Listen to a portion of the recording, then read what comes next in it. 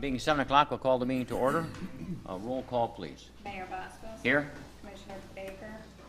Commissioner Bauer. Here. Commissioner Collins. Here. Commissioner Gary. Here. Commissioner Lynn. Here. Commissioner Tory. Here. Okay, Commissioner Lynn. Move to excuse Commissioner Baker. Support. It's been moved, supported. All those in favor, signify by saying aye. Aye. Opposed, same sign. Thank you very much. Please stand and join us in the Pledge of Allegiance.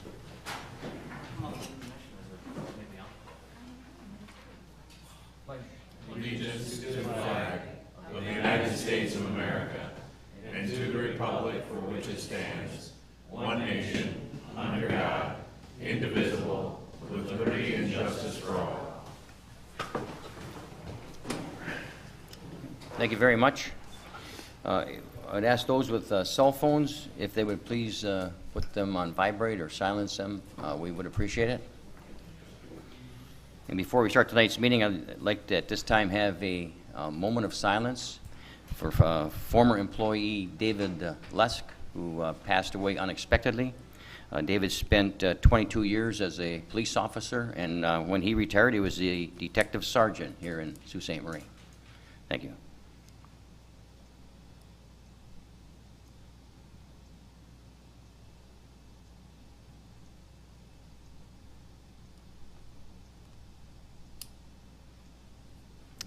Thank you. We have, before we start the agenda, we have a couple of items that we'd like to include on the agenda from the city manager. They would be items 7C and D. City manager? Thank you, Mayor. If it pleases the commission, there would be two items that would be added to the agenda. The first, which would be item 7C. Both of these are on the dais.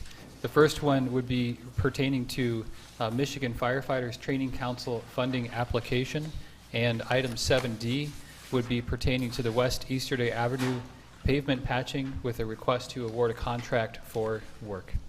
Okay, and those would need a unanimous support to include those items. Commissioner Gary? I would move that we add those items to the agenda. Support. It's been moved, supported. Are there any questions about the items being added? Roll call, please. Mayor Bosco. Yes. Commissioner Bauer. Yes. Commissioner Collins. Yes. Commissioner Gary. Yes. Commissioner Lynn. Yes. Commissioner Tory. Yes. Motion carried. Okay, we will add those on. It's on 7C and D when we get to that point. At this time, item number 1, swearing in of Commissioner Greg Collins. Commissioner Bauer. Didn't he just vote on the last issue? Oh, just to abstain, yes, Abby, to excuse Abby Baker? No, to put those two items on the Oh, agenda. no. City Attorney, is there any problem? Yes, he did, but in his great attention to detail, he was sworn in last week. Okay. So This is a public ceremonial. swearing- Ceremony swearing in. Just a ceremonial thing. Commissioner Collins, would you like to stand in front of the dais, please?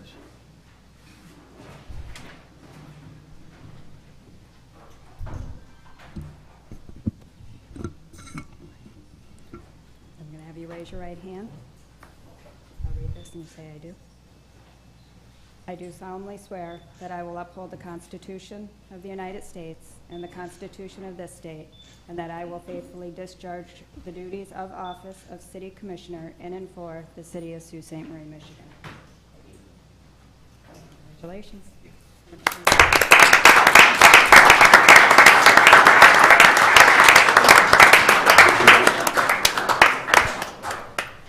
Sworn in, now you get to be sworn at. Oh, nice. Thanks. Welcome, Greg. Thank you. Appreciate it. Welcome, Greg. Thank you very much. Congratulations. Congratulations. Welcome. Thank you very much. You can only swear at you for 4 months. You're good. Congratulations. This is true. Okay, item number 2, swearing in of firefighter Andrew Biderman. City manager, would like to just maybe say what's happening? Thank you, Mayor. At this time, Chief Labonte is introducing to the community our newest firefighter. Since the time that Chief Labonte was appointed to his post, that left one vacancy, and he is implementing this practice, which has also been implemented with the police department. and look forward to it. Thank you, Mayor and Commission. Good evening, Mayor, Commissioners. Congratulations. This evening, I have the pleasure of introducing you to our newest addition to the Fire Department, probationary firefighter paramedic Andrew Biederman. Before the Deputy City Manager swears him in, I'll give you a little background on Andrew. Andrew Biederman was born in Russia. At the tender age of 2, he was adopted and spent some time growing up in Chicago, and then later moved to South Haven, Michigan, where he graduated from South Haven, Michigan High School. Andrew attended Lake Superior State University, where he earned degrees in fire science and paramedicine. Andrew now lives on Eureka Street here in Sault Ste. Marie and enjoys playing sports and just being outdoors in his off time. At this time, I would like to invite Deputy City Manager Robin Troyer to administer the city's oath of office to Andrew.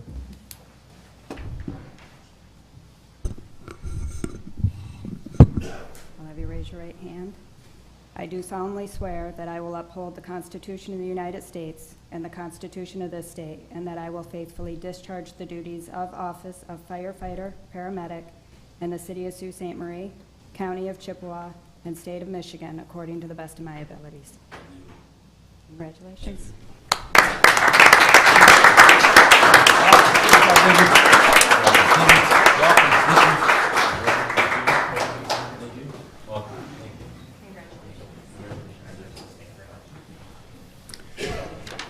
Andrew's probation period is approximately 365 days, at which time another ceremony will take place where he will be presented with a badge and other such things. So thank you very much.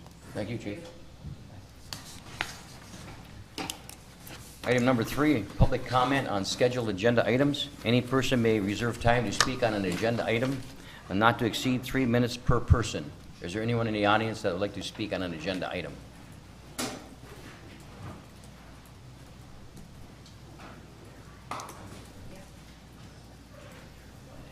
You sure? Would you like to speak on an agenda item? You know what item that is? The road work on West 4th Avenue. West 4th, okay. That would be item 7B. Is that the one? There's also 5. Oh, that's right, the 5B one. 5B. And your name? John Riley? Don, for the record? That's with 2 N's? Anyone else? Okay, thank you. Consent agenda, please. Under the consent agenda, A, minute approval. 1, approval of the minutes of the regular city commission meeting of July 3rd, 2017. Recommended action is to approve the minutes of the regular city commission meeting of July 3rd, 2017. Item 2, acceptance of the minutes of the following boards and commissions. A, Airport Advisory Board of June 8th. B, Economic Development Corporation of June 13th. And C, Sault Ste. Marie Housing Commission of June 21st. Recommended action is to accept the minutes of the various boards and commissions. Item B, appointments and resignations. 1, resignation from the Downtown Development Authority. Recommended action is to accept the resignation of Greg Collins from the Downtown Development Authority and send a letter of thanks for his service to this board. Item C, communications. 1, from the Sault Ste. Marie Foundation for Culture and History Program Service Provider Agreement. Recommended action is to approve the included service provider agreement in its substantially presented form at an amount of $2,000. Item 2 under communications is from Sioux Township, resolutions authorizing water utility connections. Recommended action, receive and concur with the resolutions received from Sioux Township regarding the outlined water utility connections. Item D, city manager's report. 1, designation of officer delegate to the Michigan Employees Retirement System annual meeting. Recommended action is to appoint Kristen Collins to be officer delegate to serve at the 2017 MERS annual meeting. Item 2 under city manager's report is accept change order to include Augusta Hershey seal on the new Polar Community Building scoreboard. Recommended action is to accept the change order number 1 from Roy Electric Company Incorporated in an amount of $1,545 for the additional printing cost to add Augusta Hershey seal on the 4 corners of the new scoreboard. Okay, thank you. Is there any commissioner that would like something further explained on the consent agenda? I would like to, at this point, item C1, where it talks about the Sault Ste. Marie Foundation for Culture and History, I am listed as a board member on their letterhead. City Attorney, would I have to abstain on that? Yes. Okay, we should then pull C1 and make that the first item of business after the consent agenda. Okay, and I won't vote on that. So moved. Okay, Support. okay, all those in favor, signify by saying aye. Aye. Opposed? Okay, that will be the first item then. As far as the consent agenda, any other questions on the consent agenda? Roll call, please. Commissioner Bauer, Yes. Commissioner Collins, Yes. Commissioner Gary, Yes. Commissioner Lynn, Did we have a motion and support? Yes, just, I can vote on this one. Right. Okay. We had Did we motion actually support? have Oh, a motion we had a motion support support on the, To accept the consent agenda? oh, okay, I'm sorry. Would you like? You want to make a motion to accept the consent agenda? I certainly will. Support. Thank you. Any questions? Roll call, please. Commissioner Bauer, Yes. Commissioner Collins, Yes. Commissioner Gary, Yes. Commissioner Lynn, Yes. Commissioner Tuorty, Yes. Mayor Bostos. Yes, motion carried. Thank you. Item C1 would be the one From the that I Sault would Ste. Marie abstain on. Foundation for Culture and History Yes. Program Service Provider Agreement. Yes. Okay. Commissioner Tuorty, Would you like me to make the motion? yes. I so move that we approve the included service provider agreement in its substantiality presented form at the amount of $2,000. Support. It's been moved, supported. Any discussion? Roll call, please. Commissioner Collins, Yes. Commissioner Gary, Yes. Commissioner Lynn, Yes. Commissioner Tuorty, Yes. Commissioner Bauer. Yes. Motion carried. Thank you. Item 5, special orders of business. A, confirmation of commission liaison and representation appointments. Okay, thank you. City Manager. Thank you, Mayor. As the City Commission and Administration welcome Commissioner Collins, it would be appropriate for the City Commission to confirm the current list of City Commission liaison and representative appointments to the various boards and committees of the city. Importantly, former Commissioner Gage previously served on the following boards and committees, which include the Dial-A-Ride Advisory Council, the Recycling Committee, the Tree Commission, and the Ad Hoc Committee supporting the review of existing city ordinances for elimination and/or modernization. As a note, the City Commission only has one representative or liaison on the Dial-A-Ride Advisory Council, the Tree Commission, and the Ad Hoc Committee pertaining to ordinances. It has two representatives on the Recycling Committee, with the other post being filled by Commissioner Geary. Accordingly, it would be my recommendation that if desired by the Commission, that the City Commission confirm the appointment of Commissioner Collins to serve as a liaison or representative on the Dial-A-Ride Council, Recycling Committee, Tree Commission, and Ad Hoc Committee, supporting the review of existing city ordinances for elimination and/or modernization. Thank you. Okay, thank you. Commissioner Collins, you have any questions on any of that? No. Okay, thank you. Commissioner Gary. I'd like to move the city manager's recommendation. Support. It's been moved, supported. Are there any questions? Roll call, please. Commissioner Gary, Yes. Commissioner Lynn, Yes. Commissioner Tuorty, Yes. Mayor Bostos. Yes. Commissioner Bauer, Yes. Commissioner Collins. Yes. Motion carried. Thank you. Item B under special orders of business is public hearing of necessity for special assessment ST-03-17 for the West 4th Avenue reconstruction project. Okay, thank you. And at the conclusion of the city manager's explanation, we'll have Don Riley, who wanted to speak on that item. City manager. Thank you, Mayor. At this time, I would actually call forth, if it pleases the Commission, City Engineer Basista to address the community and Commission on this matter. Okay. Evening, Linda. Good evening, Mayor, Commissioners. At the June 19th City Commission meeting, the Commission initiated the special assessment proceedings for the West 4th Avenue reconstruction project by setting the date and time for the public hearing of necessity to be held this evening. Accordingly, my office sent out the notices, published a notice in the paper regarding this public hearing, and we also held a public information meeting on July 11th, which no one attended. So it was a short 100% agreement, no objections. All questions were answered. No one attended. So But anyway, so for this special assessment process, normally we would send out the notices for this public hearing, including the estimated amount of the assessment.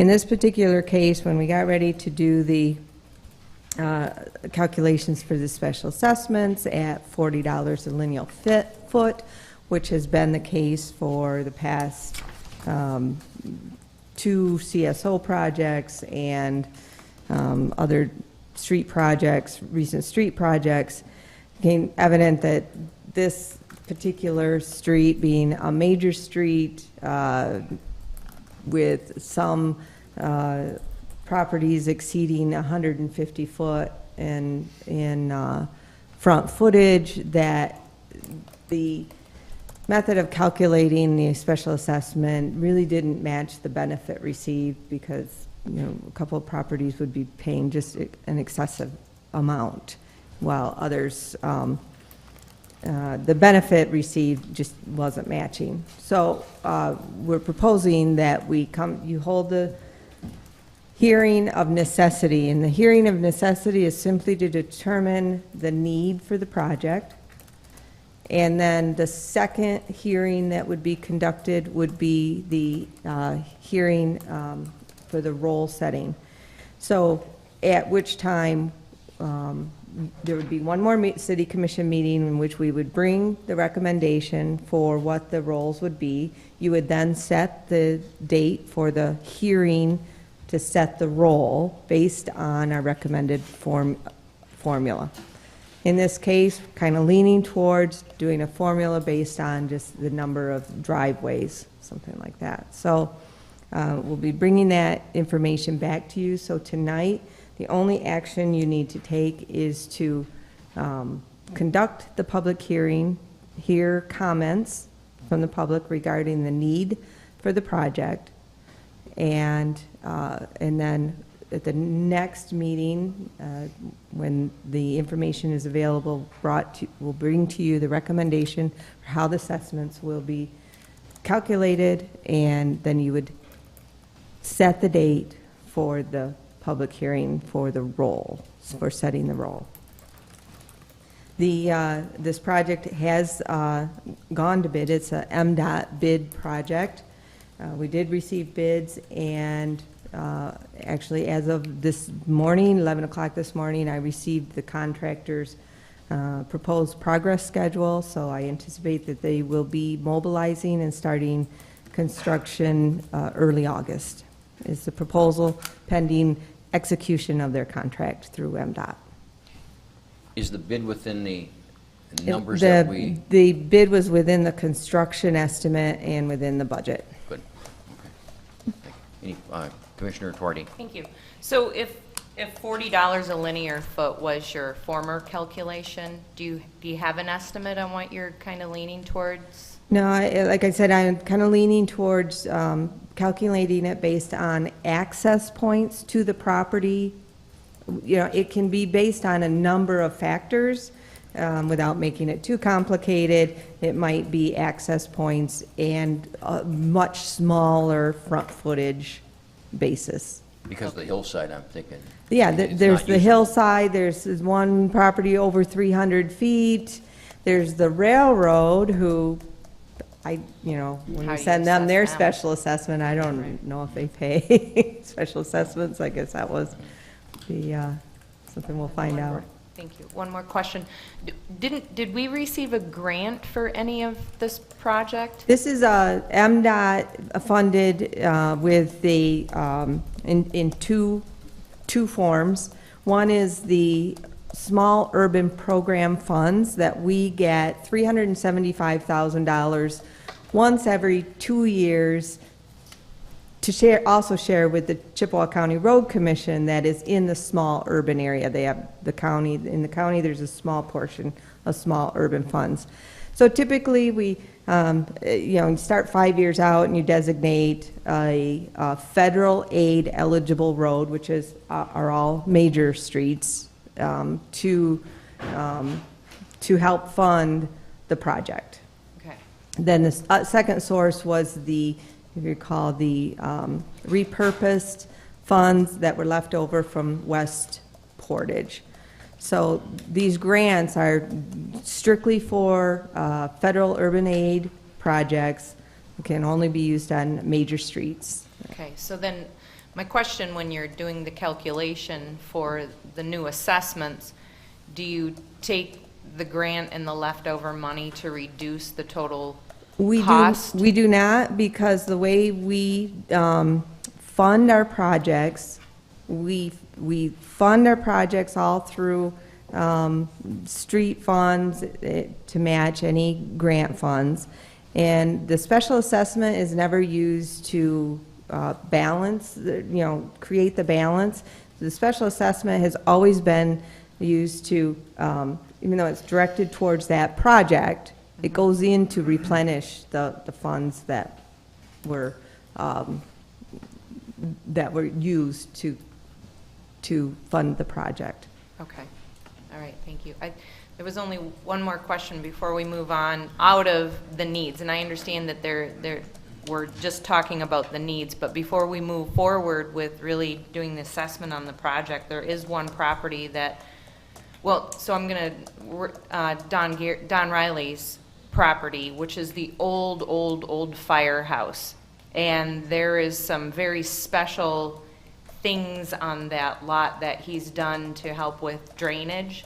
And when you're going to be doing your engineering, have you gone out to take a look? Are you planning on going out to take a look at all of the things to make sure that none of his stuff gets messed with? His drainage, and he can explain it more, I know. We can take a look, but it is usually designed to allow, if there's already drainage coming into the street, to continue and pass through that drainage. We are installing curb and gutter and storm sewers to help the drainage on that portion of the streets. Okay. So, All right, thank you. That was all my questions. Any other questions? Okay, City Manager? Nothing further, Your Honor, thank you. Okay. so now you would We'll just at this recommend point you hold the public first hearing. public hearing, because I understand there's going to be more Yes. in future meetings. Yes. Okay. Let's have Mr. Don Riley, before we go to the public hearing, or no, you can, well, if it was a public hearing, you could automatically speak anyway because of the public hearing, so you wouldn't have had to identify yourself, okay? So we'll go, at this time, we'll have a public hearing of necessity for the street project ST-03-17 for West 4th Avenue Reconstruction Project. Mr. Riley.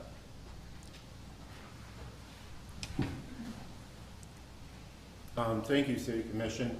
First of all, let me say, Could you move the mic to your... Thank you.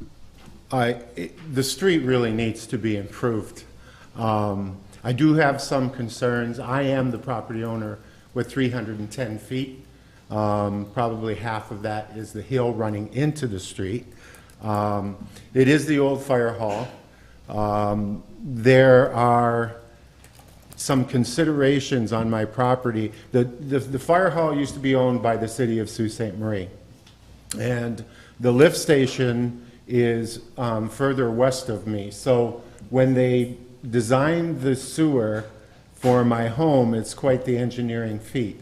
It runs out the back of my home, it goes into a manhole, it runs diagonally to the front of the property, to another manhole, it runs down the street, and then across the street in front of Bergeron's at Foss Street. How long is that? A long way. I've had it repaired more than once. When DTE buried their lines, they actually broke the sewer line along the street. So when Mr. Burton repaired it, he actually put another clean out that's probably on city property. But there's actually two manholes and it's a plastic clean out. So that is one of my concerns, is I think that needs to be looked at because, like I said, it's quite a menagerie of sewer lines. So it actually, between Foss and Oak, there are only 2 residential properties, Mrs. Bergeron's and mine. And like I said, most of mine is hill. So if any of you doubt that, you can come and mow my grass because it's difficult. But anyway, that's one of my concerns. And at $40 a foot, I'm looking at $12,000. $12,000 is approximately 25% the worth of my home. I bought that house quite a long time ago. I was a young man then. My property taxes were $127 a year. They're now $1,400 a year. I've worked on that piece of property for a very long period of time. Once again, the road needs, it's terrible. Another major concern I have is the condition that it's in right now. The speed limit is 30 miles an hour. If somebody's going 40, they're going slow. I've had my mailbox taken out more than once. In the springtime, the hill, my house kind of sits back and the hill's on both sides of me. The hill on the east side gets very little sunlight in the spring. When it melts during the day, it's water. In the morning, I can hear the cars squealing on ice. It's terrible.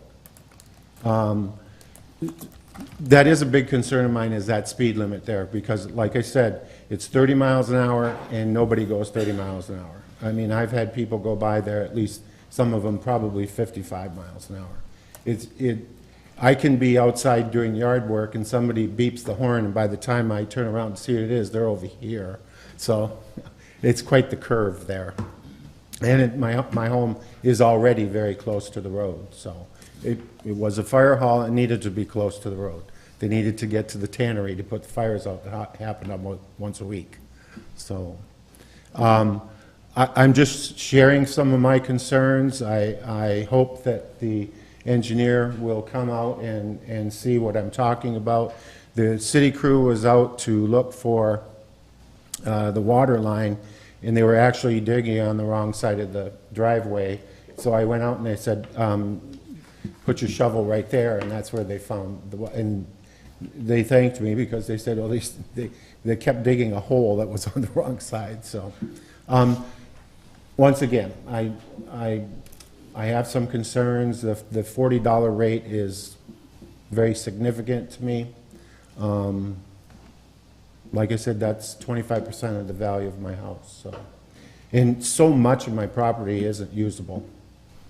And I did hear the engineer say that that was taken into consideration, that some parts of that, I guess I'd ask the city manager to have the city engineer and Mr. Riley maybe meet on his location so you can show if we're going to dig the street up, maybe we ought to be looking at the water line and also the hillside and making sure you know where the water goes, and the engineer's engineering it. Maybe you have an idea where it should go, so how that plays. We're only going to do this once, so it's important that it's appropriate and correct. And then the speed limit thing, I have some other concerns on up on top of Foss Hill on 14th. I think we've talked about that before, and it goes from 25 to 35 to 40, and having three, it's people. That's a main thoroughfare, very very narrow.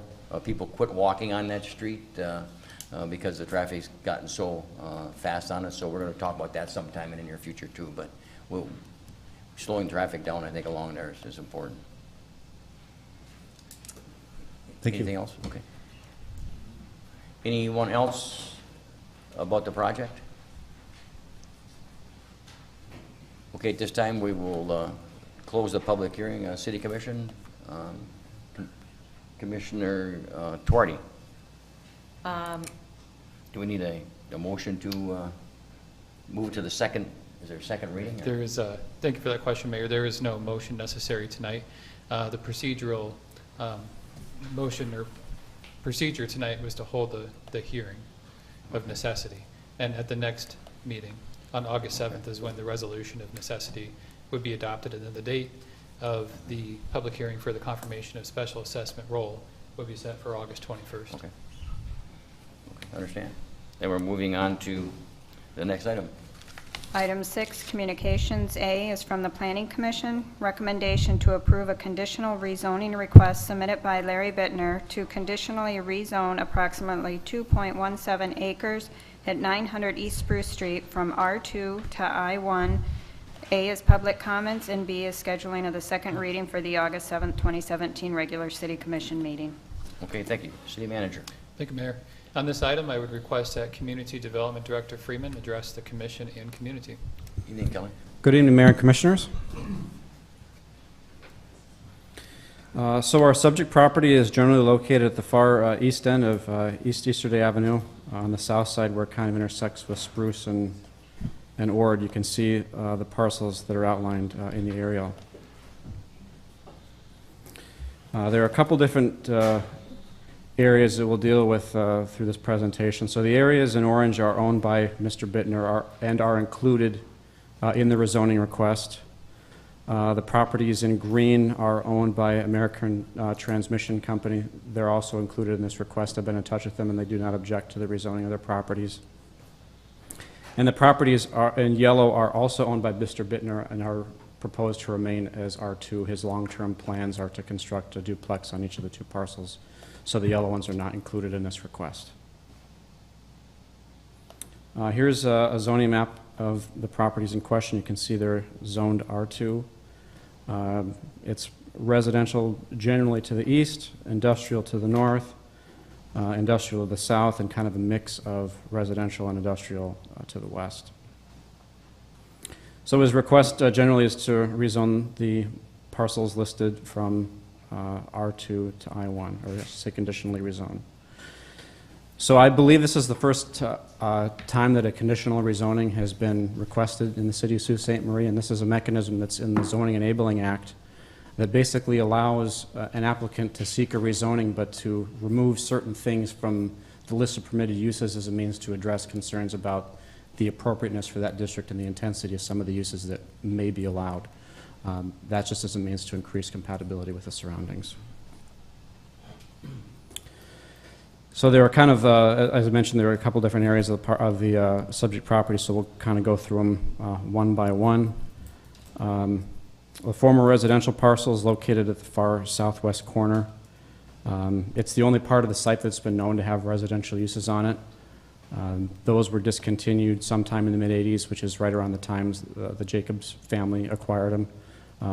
From what I could see in the ownership records, it was a foreclosure pickup. Here you can see the 1954 aerial with the property, or this area right here. You can see the homes in 1986. They are not there any longer. Since it was zoned R2 when it was acquired, it shouldn't have had any business activities related to Jacobs on it. However, as we'll see further in the presentation, that may not necessarily have been the case. The ATC parcels were actually the original rail spur that connected Union Carbide to the greater rail network, and this was the corridor through which all the raw material was transported to and from the plant, as well as the waste materials back to the lime piles. You can see what best I could discern is railway, colored in blue, and the area in question here outlined. Here's kind of a closer look at it. This is from 1954. Union Carbide, as we know, ceased operations in the early to mid-'60s. The railway was replaced soon after that, more than likely. We know, looking at the 1975 aerials, that the power lines were there, and obviously that's been how the property has been used since. So the Jacobs parcels are what's remaining, and we don't know exactly when it was established, but it was likely between 1920 and 1925, as that's when the Jacobs name first becomes attached to those properties in the tax records down in the basement. We don't have much of any idea of what their early operations were, but they start to show up in some of our other information in the 1940s. That includes the Sanborn maps as well as a 1947 Polk directory. That's the oldest we have. They're shown as a junk dealer. Our oldest aerials from 1954 show a very well-utilized site, as you can see in the aerial.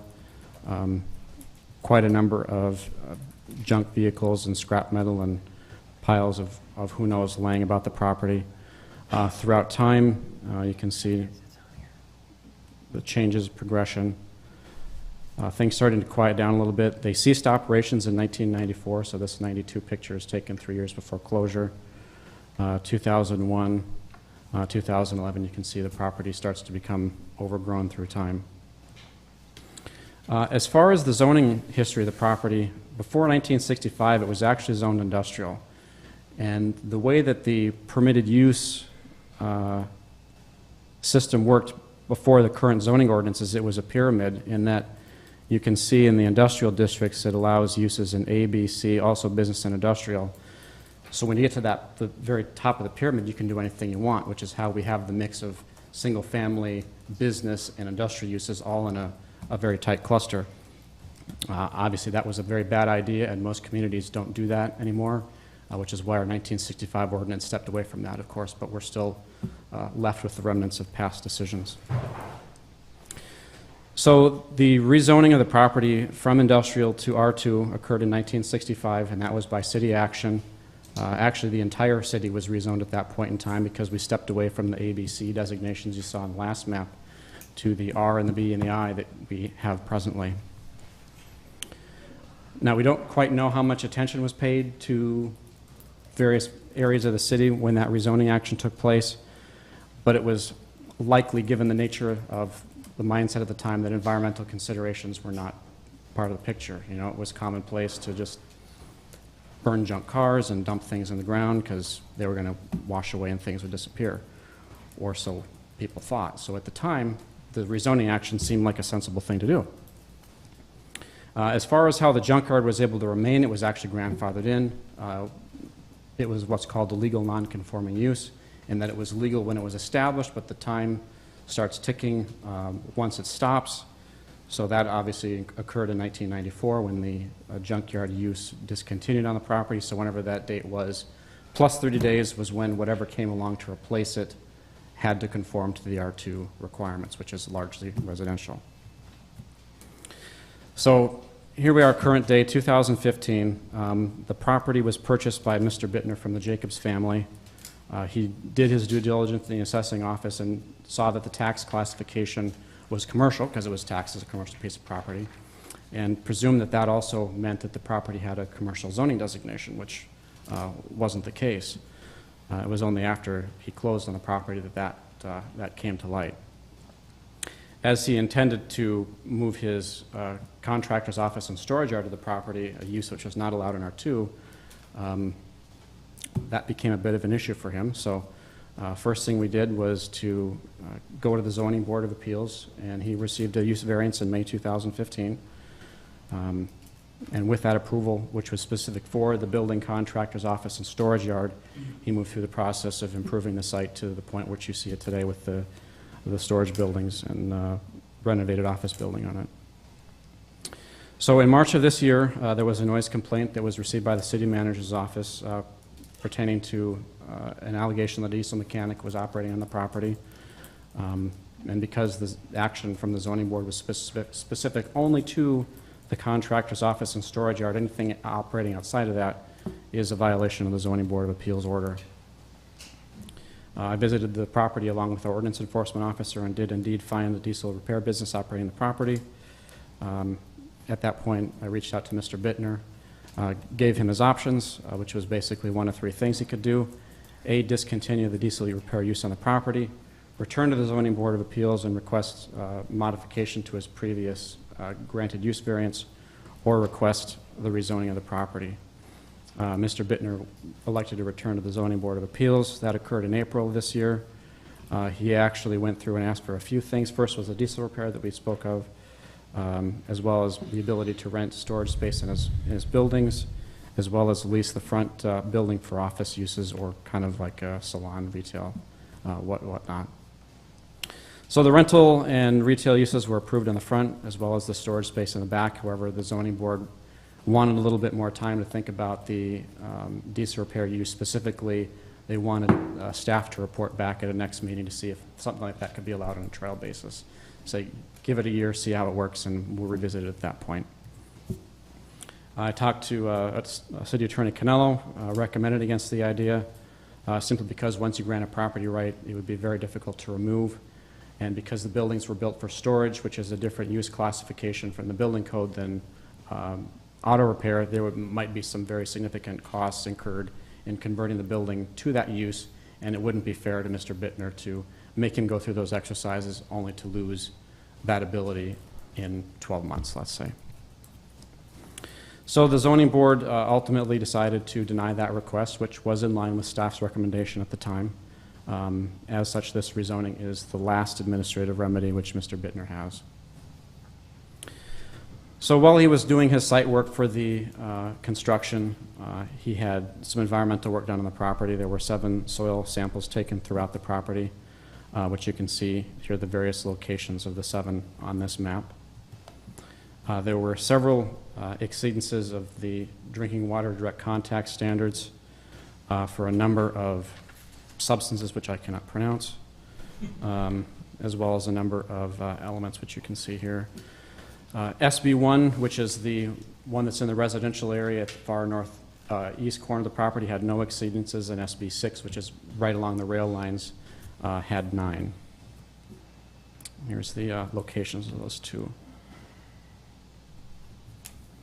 The applicant did perform some minimal remediation activities. However, the environmental consultant that he hired didn't feel comfortable that residential uses were appropriate for this property. In fact, at the Planning Commission meeting, he threw out a figure somewhere north of 6 figures to completely clean the property for residential use, which, given the location and whatnot, it's just not a very economical thing to do. So in looking at the suitability of the rezoning request, you always turn to your master plan. The future land use map shows residential future land use for the property, which of course is in line with zoning, not a surprise. The master plan does speak to environmental contamination, but not how to deal with properties that are discovered after the fact. There were some things that were known at the time about leaking underground storage tanks, which made it into the plan. But the question of what do you do when you find a property that's not usable as it's zoned because of environmental concerns is not answered in the master plan. So turning to the zoning ordinance, which is kind of a strange thing because it's largely a regulatory document than something that offers guidance. But you know, sometimes you got to figure something out. So the preamble of the zoning ordinance states in part that the purpose of it is to promote and protect the public health, safety, peace, morals, comfort, convenience, and the general welfare of the city of Sault Ste. Marie, of the inhabitants. So throughout the zoning board process, there were public comments offered at a number of different junctures. Those against cited mainly noise and traffic was disruptive to the peaceful enjoyment of the properties. However, there are a number of noise sources in that area, and nobody that I could tell could conclusively trace anything back to Mr. Bittner's property. There are some individuals in the area who own race cars as play toys, and they tend to take them out and make quite a bit of noise with them every once in a while. Additionally, some others said that Burton and our DPW yard create more noise than Mr. Bittner's property, and that it had been an eyesore for a very, very long time and now looks better than it has in decades.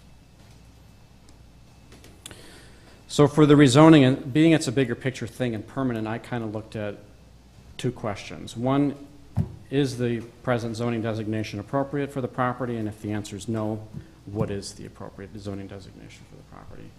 I kind of didn't consider the ownership or what's been happening there, simply because 2 years of activity is not a very good metric of what could happen over the next 50, 60, 70 years.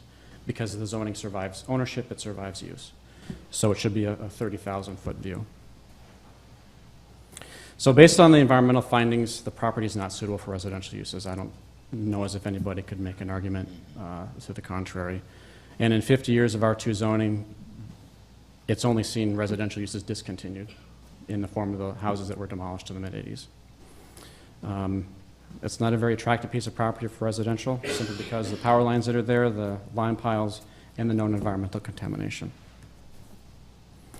So with no residential uses or districts being appropriate, you look to the other end of the scale, and I-2 is a very intense industrial zoning district, our most intense, so that's not appropriate. The P1 district and Marine Services district are not appropriate because they're very highly specialized. B2 is the downtown. That's kind of a different form and feel, so not really appropriate there. Tourist zoning is confined to the tourist areas, which this property is not part of. So that really leaves us with office service, local business, general business, and I-1. So office service is the least intense commercial zoning district. That's more things like administrative offices, medical offices, banks, so on and so forth. These are kind of uses which, like residential, would be dissuaded from the contamination history. B1 is your mom and pop type businesses, the tax doctor, Dr. Fairbanks' office. Those are all zone B1.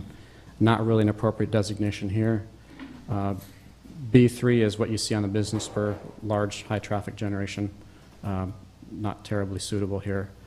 The I-1 district does allow manufacturing uses as a primary use, as well as like warehousing, storage, trucking facilities, whatnot, as well as building contractor storage yards.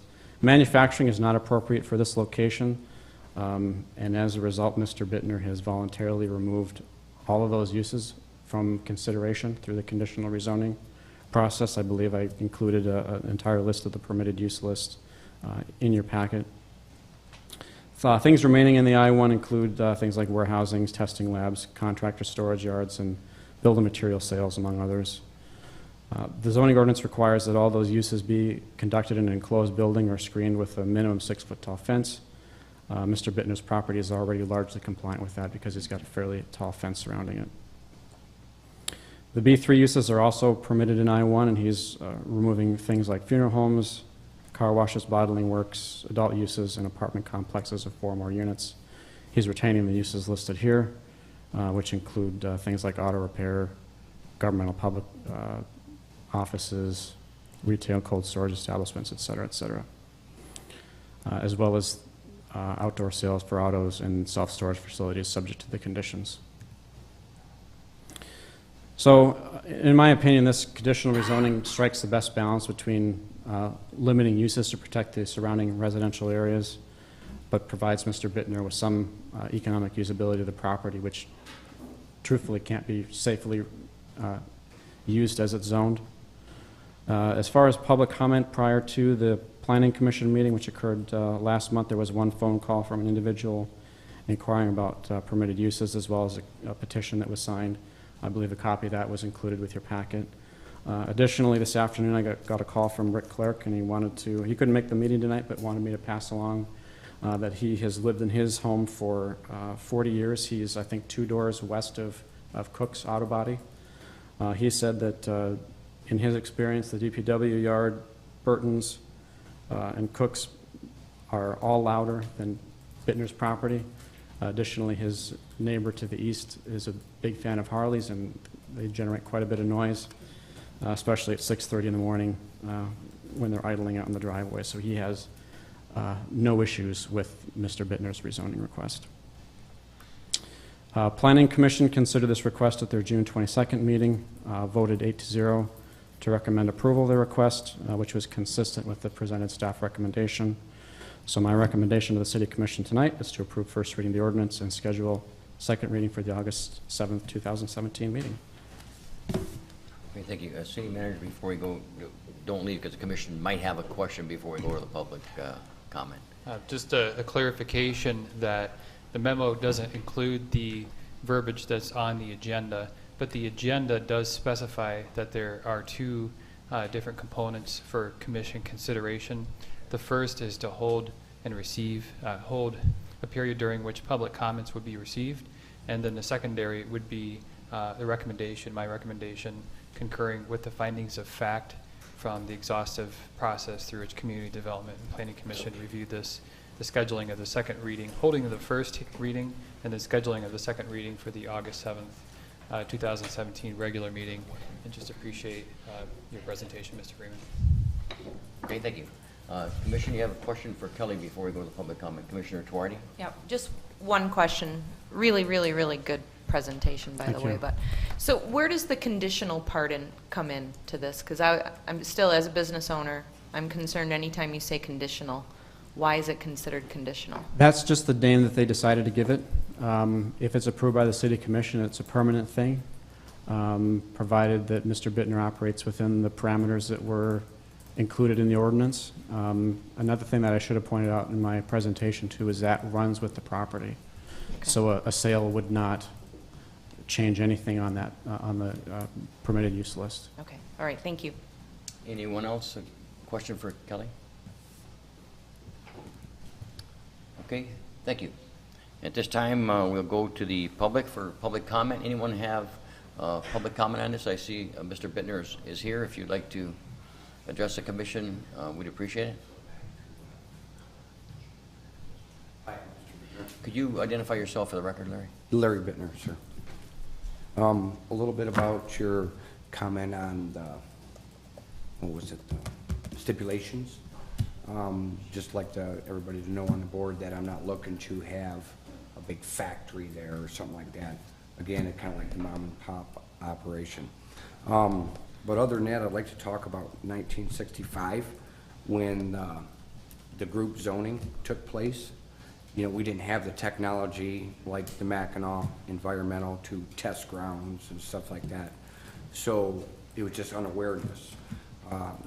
Even in 1978, when it came about lead paints. So now we do enormous things to protect people, the public, from them types of harmful toxins or whatnot. So I have done an enormous amount of work on that property. As you can see, the difference in appearance of it, the fencing and nice new looking buildings, to a property that was once vacant and kind of pretty much an eyesore. We've put an enormous amount of money into it with the first phase, the second phase. We went to an extra expense. We pull up the one with the color of different zonings and stuff for residential. Oh, you can't hear me?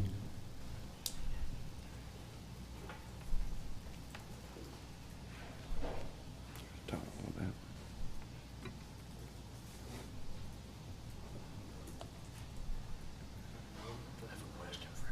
Yeah, the one showing the different colors for the residential. Mr. Bittner.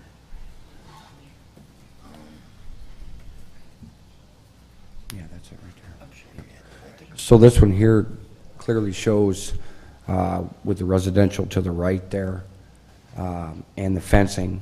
So anything in red and in green is completely fenced in with a 6-foot fence.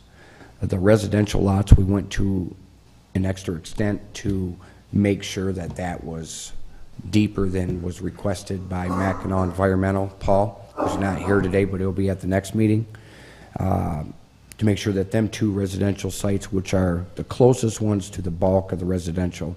So I try to, as much as possible, be conscientious of the residential clients there, or homeowners. Kind of seems like I had a lot more to say.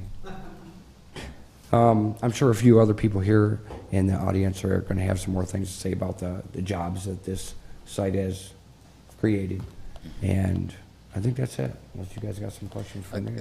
Commissioner Bauer has just a comment before he does. Let me just say on behalf of the commission, you know, you took a blighted area, and I think we all agree that the buildings that you've put on there, the fencing, you've really made that something that you really notice now, because the rest of you noticed it for how bad it was. Now you notice it for how nice it looks. Well, thank you. And the garages, the storage areas, the office initially, you know, when you fixed that up initially, I mean, you've done a lot of work, and hopefully the duplexes go up, and I'm sure you'll be able to They'll be rent nice. those. Absolutely. But we do commend you for Thank you. being able to do that. One other thing is that I like to say is I didn't just blatantly buy it and plan on doing the things I wanted to do. I did come down here and I said, went to the zoning area and I said, what is this property zoned at? And like Kelly had stated, it was zoned some of them were commercial, some of them industrial, so I bought it.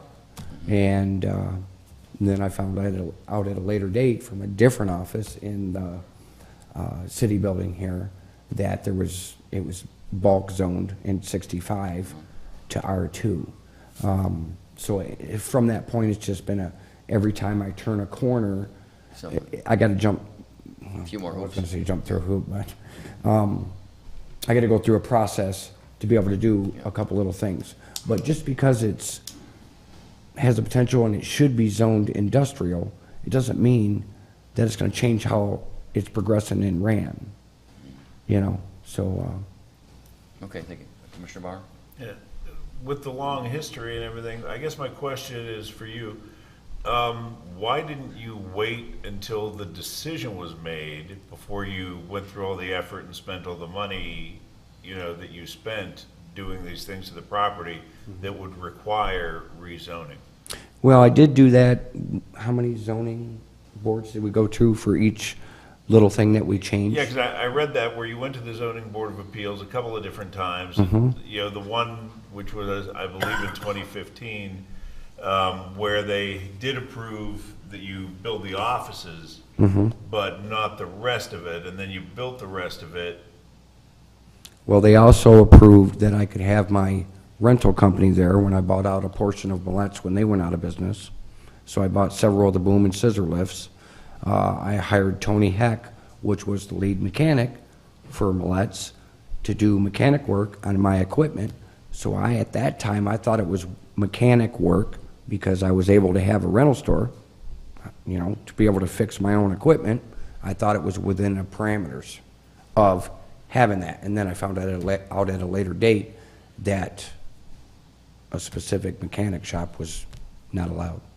Hopefully that answers your question. I have a question for the city attorney, and that is, and correct me if I'm wrong, from what we read here, that you had originally recommended against rezoning this industrial, is that right?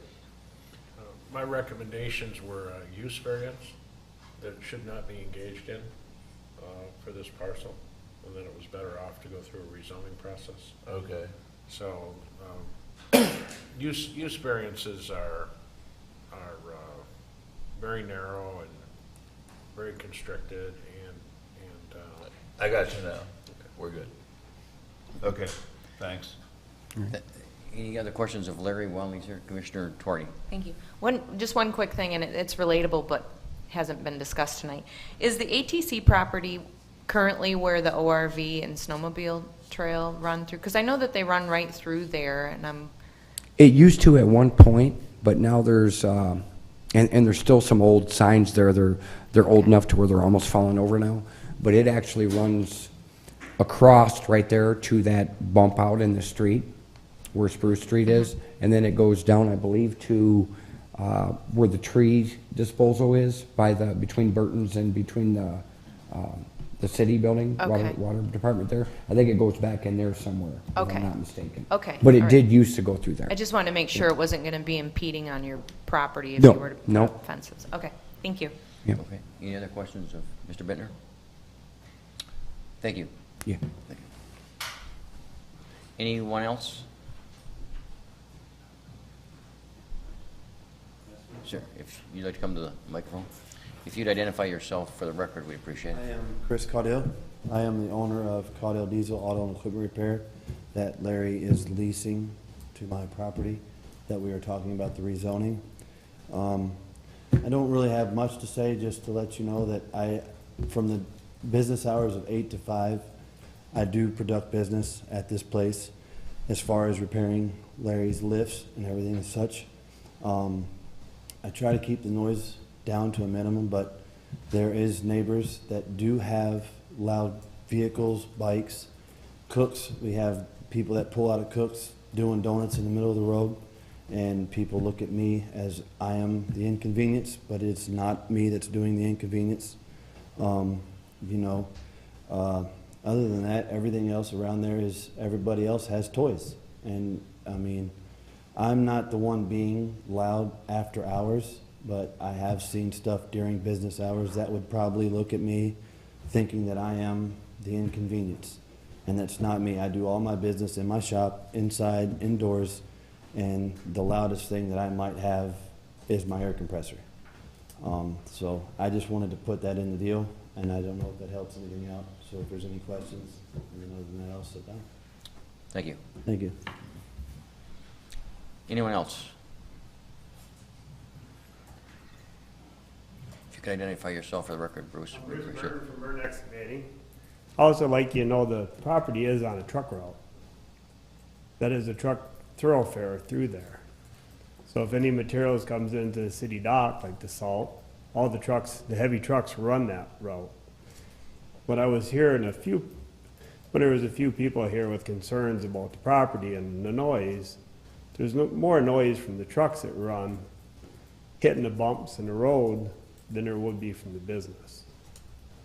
And I think they have a very nice business there. It's run very professionally. And for Mr. Bittner's behalf, when Mr. Caudell put his business in there, what he was saying was he thought it was the same as what he was doing. You know, he had a business there, he had his own mechanic, and then when his mechanic wasn't available, Mr. Caudell asked him, well, why don't I move in there? I can do your mechanical work and then have a shop there. So just so the commission knows, he wasn't trying to do something, he didn't know he was doing something in the wrong. He thought it was the same business type that he had. Thank you. So thank you. Anyone else? Yes, sir. Mr. Melport. I'm Gary Melport. Hi, Jerry. Can I ask a question? Sure. Do I get the feeling that they're leaning towards giving him the rezoning? I mean, is that the feeling I should be getting, or is that what I'm hearing? We'll know when we vote, but okay. yes. Well, then I guess I would like to encourage the commission to rezone the property. As I see it historically, this whole several blocks of property at one time was an industrial park, probably the first industrial park in this city. And you know, I like to look at it at on an economic standpoint, in that there are jobs provided from. Actually, let's go right out to where Millet's was from the city. We've got jobs at the city. We got jobs at Burton's. We got jobs at Cook's. We got jobs on Larry's property. We got jobs on my property across the street from Larry's property. And when Baca was in town doing the sewer work, there was jobs. Probably in the last 2 years, there's been 400 jobs produced out of that block.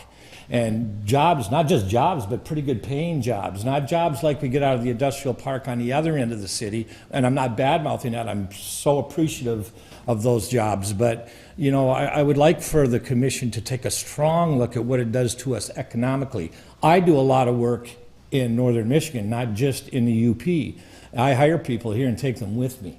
So, I mean, you know, I think that it would be good for us as a community to really start looking at jobs again. I think that we need to be considerate to the few residents that live there. I don't think there's a lot of people complaining there. I think there's a few. And I'll be honest, you know, I'm one of the ones that have probably been complained about a little bit. It's hard to run a masonry company anywhere. It's a messy business. But actually, Larry's encouraged me to do a better job on my side. He's kind of showing me up, kind of ticking me off. But maybe it better him ticking me off than the city of Sault Ste. Marie, right?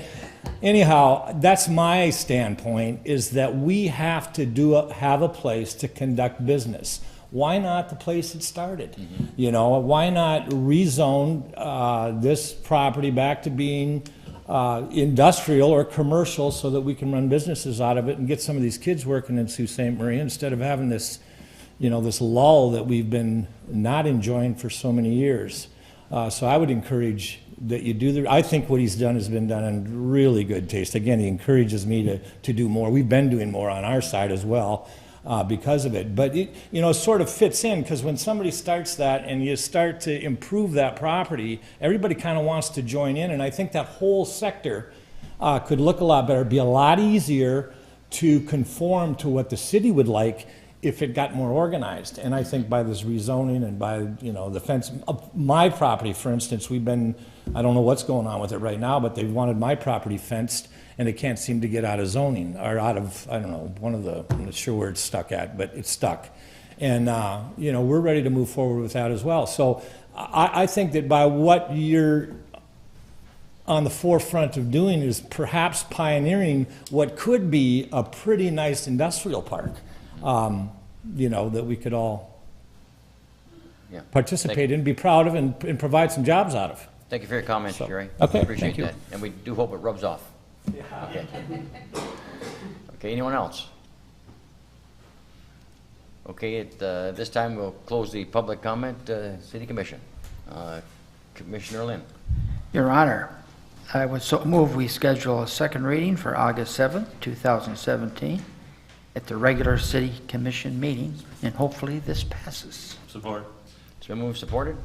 Are there any questions? Roll call, please. Commissioner Lynn? Yes. Commissioner Twardy? Yes. Mayor Bospas? Yes. Commissioner Bauer? Yes. Commissioner Collins? Yes. Commissioner Gary? Yes. Motion carried. Thank you. Item B under Communications is from the Planning Commission. Recommendation to release the draft City of Sault Ste. Marie Master Plan for its state-mandated 63-day review and comment period. Okay, thank you. City Manager Turner. Thank you, Mayor. On this matter, I would also defer to Community Development Director Kelly Freeman. Good evening again. I'll be a little bit briefer this time. As part of their actions last month, the Planning Commission also made a recommendation to the City Commission to release the draft Sault Ste. Marie Master Plan for its state-mandated 63-day review period. During that period, we would be sending it to our adjoining units of government, public utilities, state agencies, state, federal, tribal partners for review and comment to see if it's consistent with their views. We don't want to unintentionally create any conflicts with the plan. Once all those comments were received, they'd be reviewed by the Planning Commission, incorporated into the plan what they thought was necessary. There'd be another period, likely 30 days, or it would be released for public review and comment.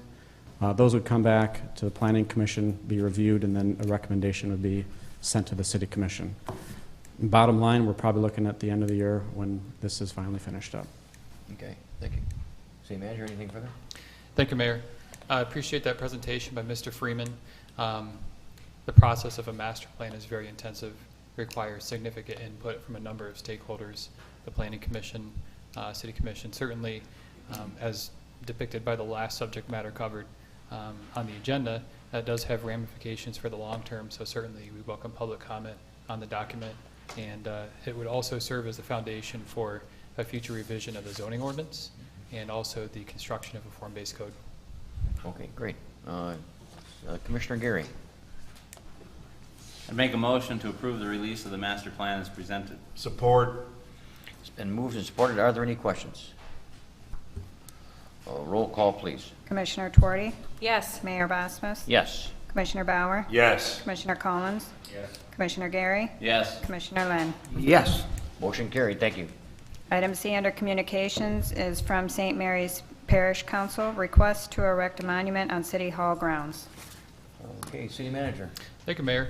As outlined within a memorandum, the City of Sault Ste. Marie has been approached by Mr. Donald Henderson on behalf of the St. Mary's Parish Council to erect an approximately 6-foot-high boulder at the northwest corner of City Hall grounds in anticipation of the 350th anniversary of the French settlement of Sault Ste. Marie. As noted within his communication, the boulder would mount a plaque with the included wording on the grounds of City Hall near the intersection of Bingham Avenue and Water Street. As further noted within the communication, the parish would agree to maintain the monument in perpetuity at its expense.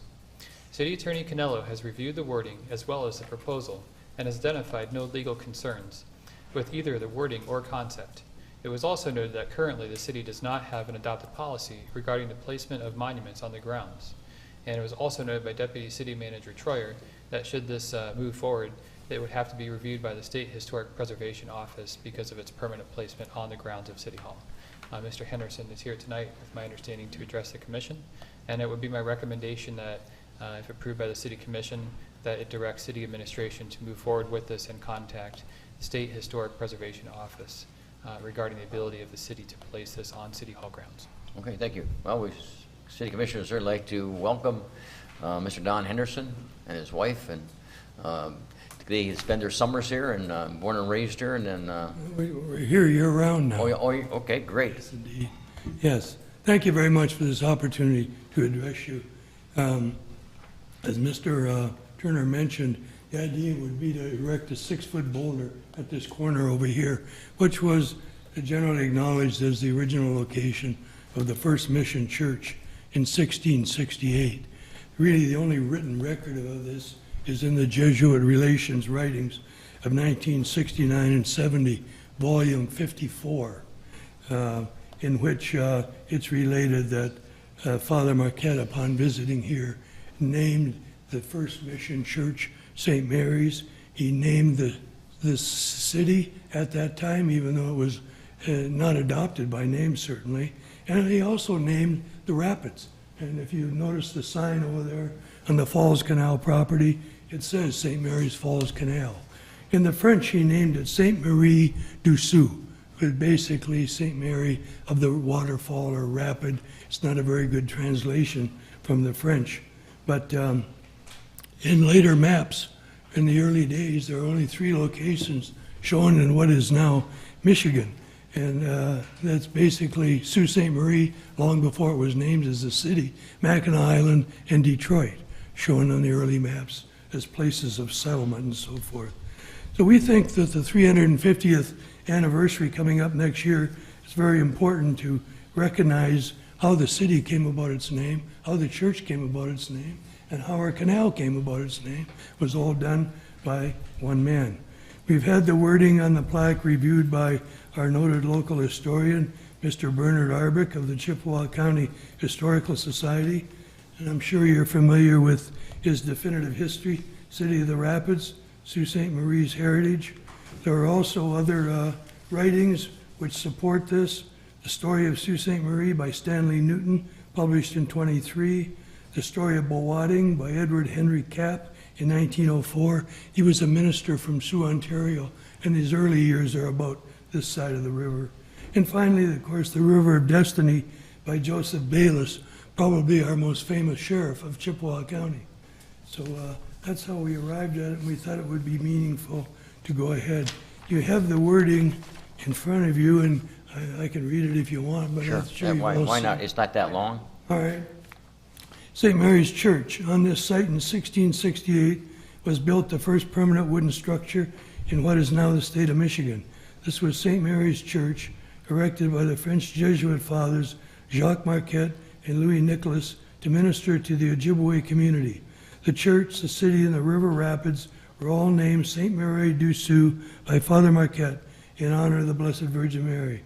A century later, a French fort stood here. Sometime later, Old Fort Brady, followed by the Federal Building, and now the City Hall of Sault Ste. Marie. The present St. Mary's Church in Portage Avenue is the 5th building to house St. Mary's Parish, which is the 3rd oldest Catholic congregation in the United States of America. It was also the first site of what is now the Diocese of Marquette, established by the saintly snowshoe priest, Bishop Frederick Barriga, in 1857. Sault Ste. Marie is the first non-native American settlement in what has become the present state of Michigan. Okay. That's it. Any questions of Don? And that, we're looking at the northwest corner of the property. Right over there, Yes. right. Okay. There's a park bench there presently. I don't know where it would go on either side. That's up to the city to decide, but that would be closest to the avowed location. The actual location. Commissioner Bauer has a question or comment. No, actually, it's a comment, and that is, as we celebrate our 350th anniversary, and there will be a lot of people coming to town, I would hope, because we have a lot of events planned, and as they're, walking about and reading the plaques that we have placed and reading the information at the historic homes, et cetera, this is a piece of information that is it's vital to the history of Sault Ste. Marie, and the fact that St. Mary's Parish wants to put this up at their cost and maintain it at their cost, I think is a bonus. So therefore, I move that the commission direct city administration to place that inquiry with the State Historic Preservation Office regarding the ability of the city to place such a monument on City Hall grounds, and then return the matter to a future commission meeting for final consideration. Support. It's been moved and supported. Are there any questions? Commissioner Tuarte. Thank you. One quick question maybe for Oliver Turner. Do we have enough time? I know that SHPO tends to move quite slowly. And so do you think that we have enough time before the celebration next summer to get this completed? Thank you for that question, Commissioner. Certainly, city administration will move as quickly as SHPO can, and I do believe, based on past requests, that it is likely that it would be achievable by next summer. Great. Okay. Thank you. Okay. Do you have a sense of the time limit? Typically, months? I believe that the last item that was processed through SHPO was the new signage in front of City Hall, and I believe that was on the order of 3 or 4 months. Really? And that is Speedy. We have also I'd like shown to comment on that. I deal with liquor control. 3 to 4 months is lightning. and we also have the Sister City Riocho, our stone that we have from their community also on the ground. So 3 or 4 months should be appropriate. Yeah. If not, we can. And one thing I forgot to mention was it would face Water Street. Yes. So it would be in line with the other monuments along Water Street. Okay. Thank you. Thank you you. for your efforts. Thank you. Good luck. Yeah, this isn't the Fork Street Bridge, which took We have a years. motion and support. Roll call, please. Mayor Bosmas? Yes. Commissioner Bauer? Yes. Commissioner Collins? Yes. Commissioner Gary? Yes. Commissioner Lynn? Yes. Commissioner Tuarte? Yes. Motion carried. Thank you. That brings us to item number 7, is the city manager's report. Thank you, Mayor. Item A, under City Manager's report, would provide for the award of a bid for sewer televising. On this matter, City Engineer Basista will be presenting to the City Commission and to the community. Okay.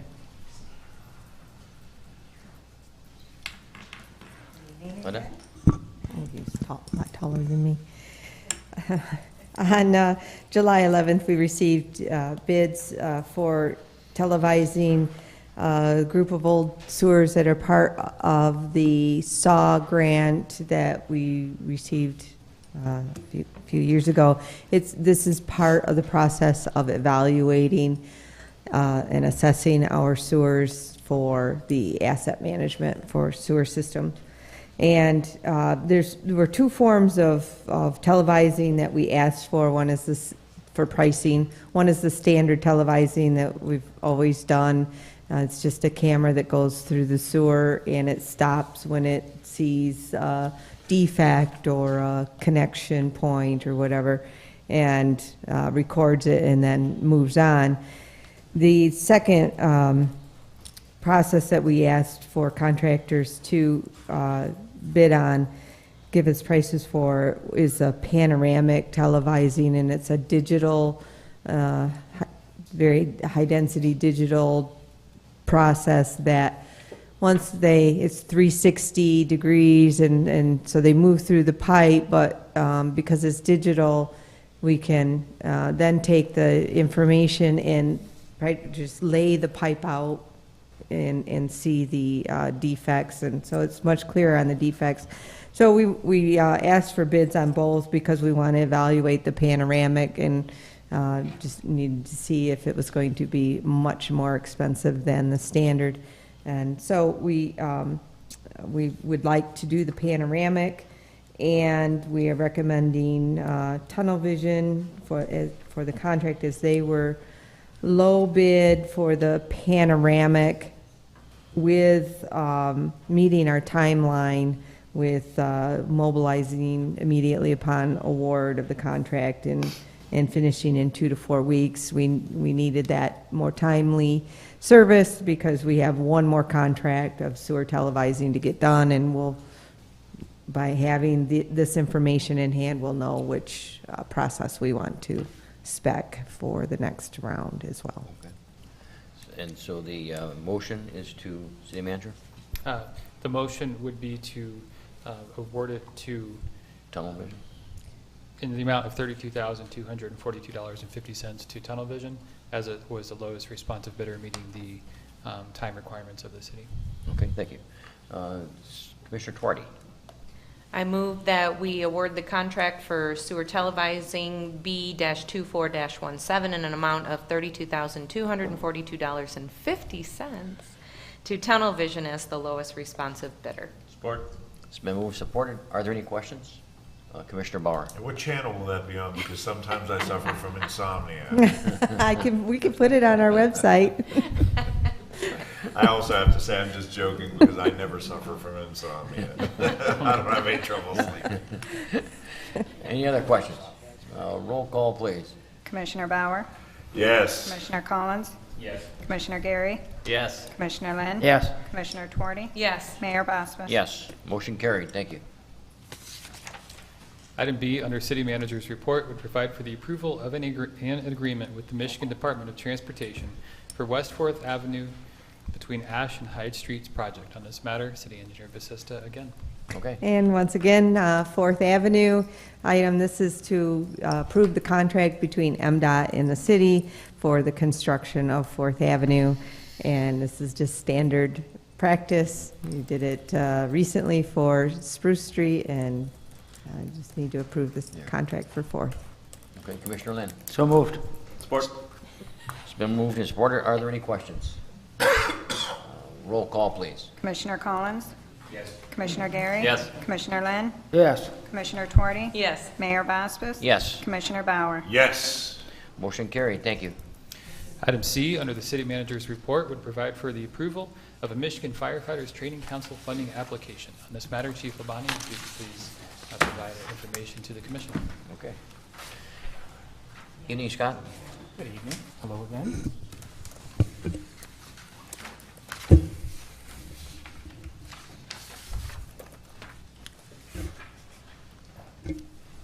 These are the two items that we added at the beginning of the meeting. Yes. Recently, a need was realized for additional training for hazardous materials for the fire department. And I sought some quotes for that training, which amounted to $11,400, which seems very expensive. However, when I seek education for the firefighters, it has to be vetted. It has to meet certain qualifications that are set forth not only by the Firefighters Training Council in Michigan, but also by the State Fire Marshal. It just so happens that last week I attended a conference put on by the Michigan Fire Chiefs Association down in Petoskey, and actually got a chance to sit down with the State Fire Marshal for a short period of time to speak to him, not only about the training that I'm seeking, but also about some grant opportunities to pay for the training, which turns out to be extremely valuable. So what I'm asking for tonight is for some specific funding that's put on by the Firefighters Training Council, and the funding is actually appropriated from fireworks.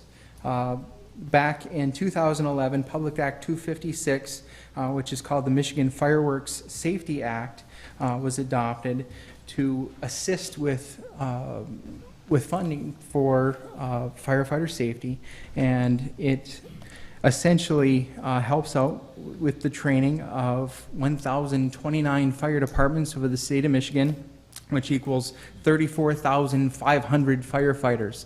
Unfortunately, with the amount of funding that's available, and the state only has $2 million to disseminate between all of those firefighters. So the fire marshal had asked me to get an application in immediately. The application deadline is this July 28th. So basically, $2 million was appropriated this year and released to counties all over the state of Michigan. Not all the funds were used initially, so the remaining funds went back into the Firefighters Training Council for redisbursement, and it is this redisbursement program which I would like to apply to. The fire department requests the opportunity to apply to the Michigan Firefighters Training Council for funding in the amount of $11,400 to fully cover the cost of hazardous materials training. There's no required match for this funding request. However, the governing board, being the Firefighters Training Council, may either elect to grant any portion of the requested amount. In the event the city is denied a portion or the entire amount, this will have to be taken from the fire and EMS travel training budget. Okay. City Manager? Thank you for that presentation, Chief, and the Chief and I have confirmed that the existing budget would be sufficient to cover any portion that's not funded for this training. Okay. Okay, great. Commissioner Collins, like to support the manager's motion, or at least recommend the manager's motion?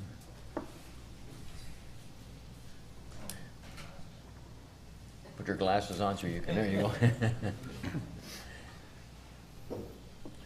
You just want to move.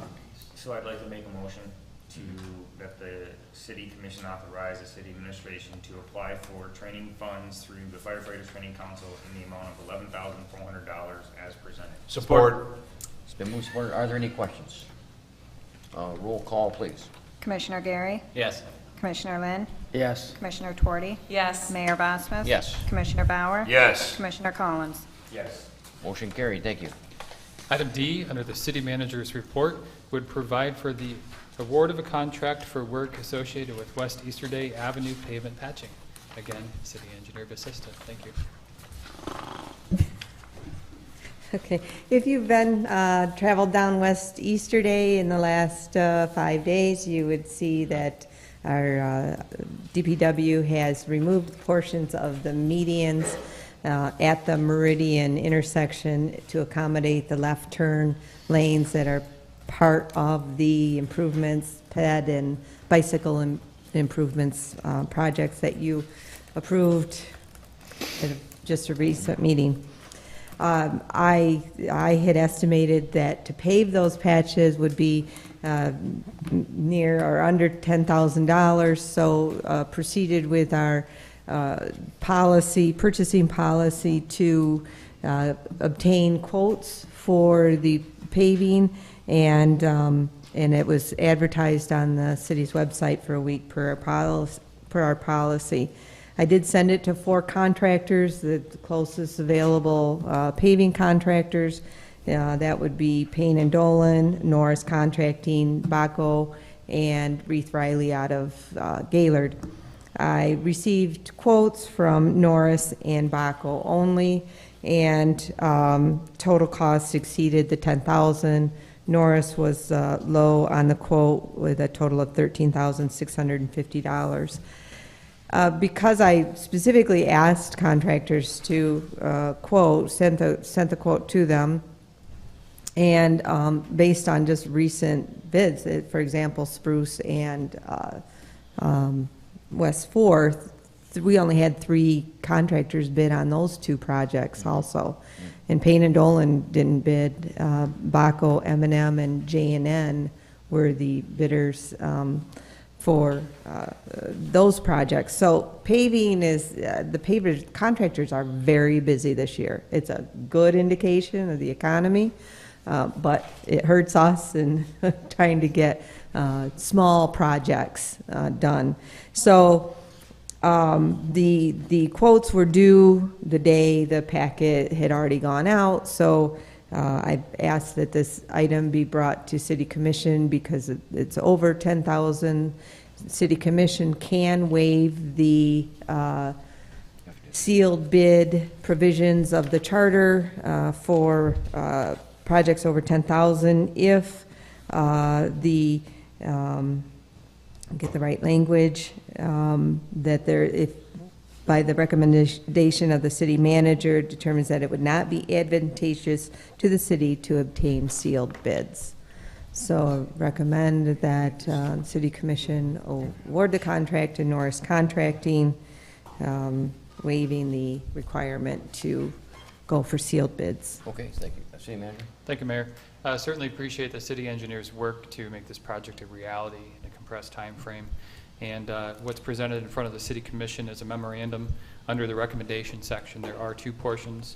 The first is that it is my written determination that it would not be advantageous to require sealed bids for this project based on the likelihood that prices would not change, and that, or at least not change very much, or to a substantial amount, and the timeliness of the project and the detriment of not completing the project more timely.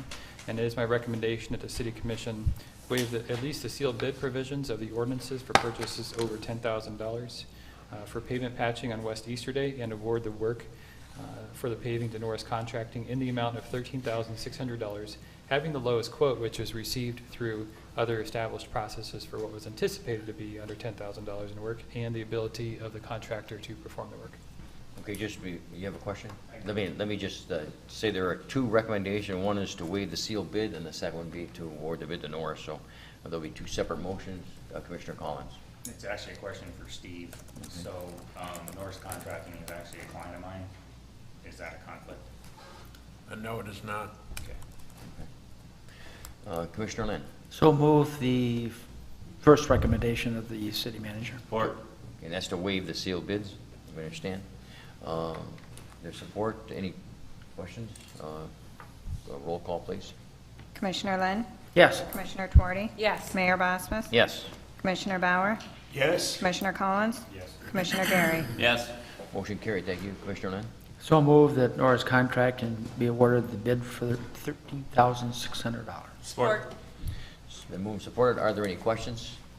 Commissioner Lynn. Because the city engineer made a mistake, does she have to personally pay the $3,600? What do you think? Okay, we'll let that go. No. Roll call, please. Commissioner Tuarte? Yes. Mayor Bosmas? Yes. Commissioner Bauer? Yes. Commissioner Collins? Yes. Commissioner Gary? Yes. Commissioner Lynn? Yes. Motion carried. Thank you. There are two other updates within the city manager's report, which I would like to cover with the city commission upon request. The first pertains to grass cutting at the cemetery, and just an update that due to the unseasonably very wet spring and summer that has occurred, it has caused a bit of a loss as far as timing with grass cutting. The city staff is working to catch up as quickly as possible. They certainly recognize the importance of having that facility look very presentable and in its best condition possible. Also been a number of seasonal employee changes that have occurred, and the staffing has fluctuated a bit, so we certainly appreciate everybody's patience as that project and the work is undertaken. And second update is that the funding for the Osborne Commons project, which was submitted by the WODA Group to MISHDA, according to an email that I received from Craig Patterson of the WODA Group, he indicated that the project was not funded for Osborne Commons and that they are planning to apply again in October, and they indicated they missed it by a couple of points, and they are working to close the gap on the point system. Okay, thank you. Does that conclude the manager's report? It does, Mayor. Thank you. Okay, thank you. Item number 8 are status reports. City manager. Thank you, Mayor. Item A under status report pertains to the 2017 municipal election process. This is an item that has, of course, been reported on, but to provide a formal update to the City Commission, it has been determined that a conflict between the State of Michigan statutory provision and election procedures followed under the City of Sault Ste. Marie City Charter has resulted in the Michigan Bureau of Elections issuing a significant order. At issue has been a provision of state election law that requires both nominating petitions as well as affidavits of identity to be filed with local clerks on or before the 15th Tuesday preceding a possible election. The differential with the city charter is that the city charter does allow the nominating petitions to be filed on or before the 12th Tuesday preceding a possible election. And so in the current situation at hand with this year's election, there were a number of candidates who within that 3-week differential period of time did file their nominating petitions after what is called for in the state statute. And according to the Michigan Bureau of Elections, only those candidates who filed both their nominating petitions and affidavits of identity locally for city positions of mayor or city commissioner on or before the 15th Tuesday preceding the August primary election are eligible to have their names appear on the ballot for the 2017 election process. That would include Abby Baker and Greg Collins. The Michigan Bureau of Elections has also further ordered that those candidates who filed their nominating petitions in accordance with the city charter but not in accordance with the state provision, even though they were filed in accordance with the city charter, must seek election to the position of mayor or city commissioner by running as a write-in candidate. The Bureau of Elections order has removed these candidates from the printed ballot. This affects the 2 candidates who had filed for the position of mayor, including Anthony Bospas and Ray Bauer, and candidates who had filed for the position of City Commissioner, including Dan Campbell, Robert Casey, Shane Miller, Tim Talentino, and Kathy Twardy. Accordingly, these individuals, according to the Bureau of Elections, may only run as write-in candidates. In the order that was received from the Bureau of Elections dated July 11th, 2017, to read in part from that letter, the Bureau has indicated that since the number of candidates seeking city offices is less than the minimum number required to conduct a primary, the City of Sault Ste. Marie will not hold an August primary election, but all qualified candidates will advance directly to the November 7th, 2017 City General Election. And it further goes on to state that as a city that has instituted a primary election as its method of determining nominees for city offices, that would drive the clock for the 15-week period. As also mentioned by Sally Williams, Director of Elections, that the city is required to certify the names of only those candidates who timely filed nominating petitions containing a sufficient number of valid signatures to the Chippewa County Clerk in accordance with state provisions. The city has been operating under a substantial compliance doctrine under the city charter, and which is something the city attorney may wish to address, and we are pursuing a legislative remedy to this matter at this time. City attorney, you have any comments? Thank you. Originally, the city charter provided that elections for the city commission were to be held in the spring. And those of you that have been around for a while remember when the city elections were held in the spring. The Michigan legislature went through a process where they wanted to reduce the number of elections. So as we all know now, there are only 4 elections in a calendar year. They forced the cities to move to the odd year November ultimately, but they took us there in a couple steps. It wasn't a straight path. But that was how our charter was worded. It provided all of the details as it related to what you file, when you file it, and when the election's going to be. So when the state changed the available dates for elections, it was necessary for the charter provisions to be reinterpreted to provide that the affidavits of intent to run would be due on a new date in relationship to the November election and the August primary. Likewise with the provisions for filing the signatures to authorize a candidate to run. The dates for that, which our charter provided, were due a couple weeks after the affidavit of intent, declaration of intent, a few weeks after. Those dates had to be modified because they were measured against a spring election originally and subsequently now measured against the November election. So the legislature went on this quest to modify the elections so that the electorate was not subjected to more than 4 than a year. And this meant that in certain areas, as I've described, the city charter no longer controlled the filing dates for the affidavit of identity and the signatures. The state at first only toyed with the declaration of intent, affidavit of identity step, and allowed the city charters to still control the timing for the filing of the petition signatures.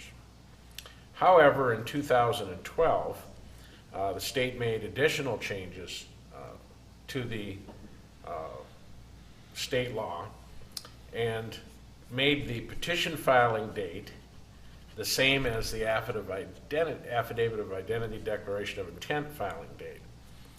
And when the state published its changes to the election law, it described their changes as ballots, ballot instructions, revised to require placement in voting booth, and include with absentee ballots, and make other miscellaneous changes to the Michigan election law. So the notice that was provided by the Michigan legislature as to what they were changing was a bit cryptic and difficult to understand. This was especially true because it doesn't come flat, the state law changes don't come flat out and say when the affidavit of identity and petition signatures are actually due as it measures against November. It first states when they're due as measured to a primary, and then states when they're due again as measured to the November election. Only because our city charter uniquely provided that there would be a whittling down of candidates by a primary if more than 7 ran for the 3 city commission seats that come up every cycle. Other cities don't have that provision.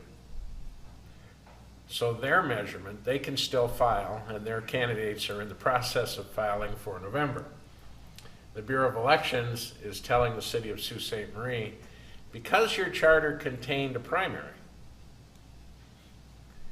to whittle down the number of candidates should more than 2 for each open seat declare an intent to run. We measure your requirements as against the August date as opposed to the November date. The state law doesn't clearly say that. You have to interpret that, as the Bureau of Elections has done in their review of the state law and their charge to enforce the state law. So it only applies to the city of Sault Ste. Marie. It doesn't apply to every city in the state. It does not apply to non-primary charters, and it doesn't come right out and say it. We are dealing with the Bureau of Elections interpretation of a section. So if you're running in a general election and your city charter only provides for a general election, you can still file your declarations and petition signatures. But if you're running in one of the cities that has a charter worded as our charter, the Bureau of Elections is interpreting that to mean that your petition signatures and your affidavit of identity had to have been filed simultaneously by the earlier date of, as stated in our charter, being the date for the filing of the affidavit of identity. So it's very difficult for the city to interpret the statute as the Bureau of Elections does, and this was not anything that I saw any publications on in any detail warning city clerks or cities that there appeared to be a trap set in this modification of state law. Indeed, the trap was there, and it was only until the Bureau of Elections started making their interpretations of the language that the legislature passed did the trap spring. And there was a temporary correction made to state law, mostly to aid the city of Flint, who ended up with no candidates on their ballot one year. And in essence, that made the method that the city of Sault Ste. Marie was following legal for a year after it had been made illegal by the 2012 methods. So we benefited from that same statutory correction. However, the legislature sunset the statutory correction, and it didn't apply to subsequent years, including this year. So, as again, I believe it was a trap. It has a lot to do with how the language is interpreted. It's something that needs to receive more publication, more light. I'm sure there are other cities in the same situation as us. They just haven't been caught yet. This came to the attention of the Bureau of Elections because due to the resignation of Commissioner Gage, the clerk had questions relating to how the ballot was going to be handled if a candidate was not appointed to Gage's position, or if a candidate was appointed to Gage's position, because all of that was at the same time the declarations of intent and the petition signatures were being filed for the regular election coming up. So she had that call to the Bureau of Elections, and through the discussions that occurred about what we were doing here in the Sioux, and the Bureau of Elections started questioning her about how we were doing things in the Sioux, and then pointed out to her the trap. Unknown to her. Unknown to me. I believe it was unknown to the city manager as well. I don't think he knew the impact of these legislative changes. And it's just is very, very interesting to me, because I was involved with a conference call with the manager and the city clerk with the Bureau of Elections, that the judicially recognized doctrine of substantial compliance is deemed by the Bureau of Elections to not apply to this situation. So even though your petitions, signatures were filed many, many months before the deadline for petition signatures to be filed for the November election, because we're a city that has a provision for a primary if more than 6 individuals run for the commission seats, or if more than 2 run for the mayor's seat, we fall into that catch. And we're not having a primary. And we're not having a primary. And it's just very interesting to me that when we question the Bureau of Elections on the substantial compliance doctrine, which has been followed by the courts for many, many years as it relates to election questions, we all know that every year, every election cycle, there's lawsuits filed by candidates trying to get on the ballot. There's lawsuits filed by candidates trying to remove another candidate from the ballot. There's lawsuits filed by grassroots efforts to place petition questions on the ballot. There's lawsuits filed to have petition questions removed from the ballot. It's a hot area of litigation every election, because things do conflict with other things, and things do go wrong in processes. And the courts have always held that if it's substantial compliance with the statute, it's fine. But the Bureau of Elections now says to us out loud on the phone, substantial compliance, we're not going to approve that for your situation, because we view it as, the Evening News aptly quoted, the letter of the law. And so that's where we stand on all of this. That's the history and how it started, and that's how we got where we are. And hopefully there'll be a legislative fix to this, like there was a legislative fix a couple of years ago. And hopefully the legislature will be more clear, and the Bureau of Elections will be more clear as it relates to describing the things that change from time to time, and not make statements like other miscellaneous changes to Michigan election law. Thank you. Again, just a comment, we do not have the staff that can monitor the state of Michigan's election commission to see what, or the legislature to see what kind of laws they're changing or what they're doing every day. So that's where the Michigan Municipal League has to come get involved. And it just seems like the interpretation is pretty hard and fast when you look at substantially compliant. And there's nothing that the city, in my mind, did other than follow the city charter. And these notifications, whether how they notify you, they just say they notified us. And it just, it's created a bit of chaos, but I hope the legislature will, again, do what they did for Flint and set the record straight, for the most part. So that's kind of where we're at this point, going forward. Okay. Okay, thank you. Item B, under status reports, is pertaining to Sugar Island ambulance opportunity. Chief Obani, if you could please provide a brief overview of this. Thank you. Welcome back, Chief. Thank you.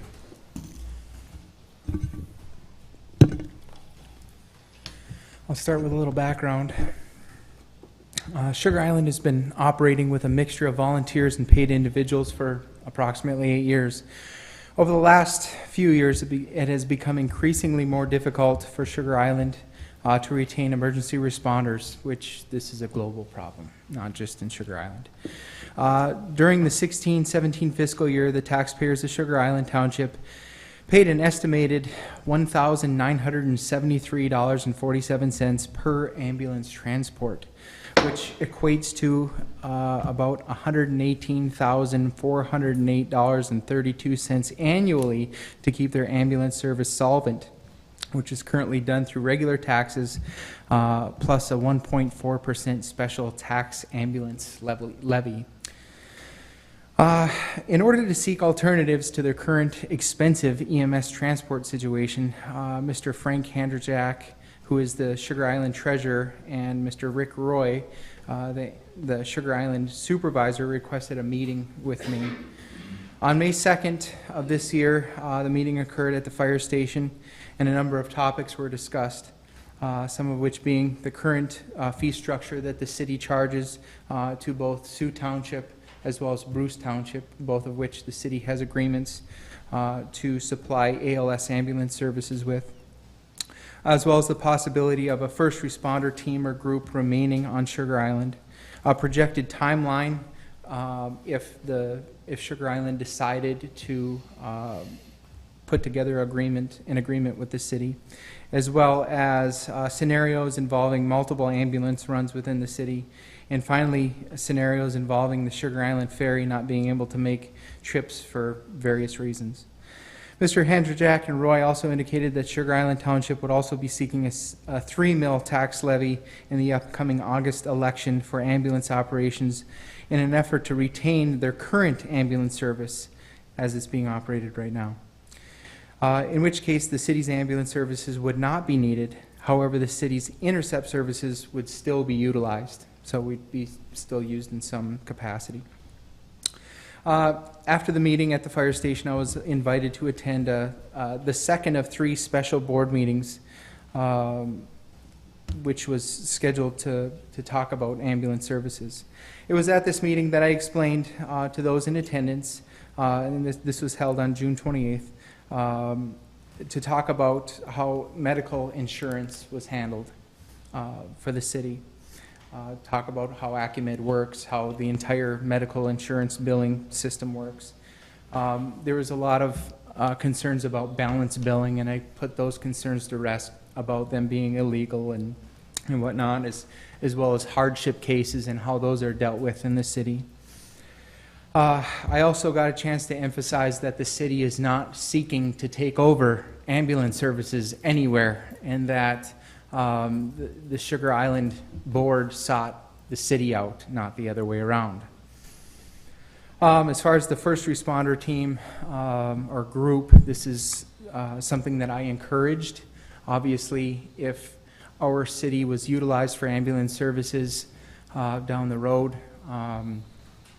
our dispatch time onto the island would be long, especially down to the south end of the island. So it is something that I encouraged the board to continue, if the city were sought for services, just due to situations like trauma or cardiac arrest cases. If the island had their own first responder team, obviously they could supply services much faster until our ambulance arrived on scene to take over.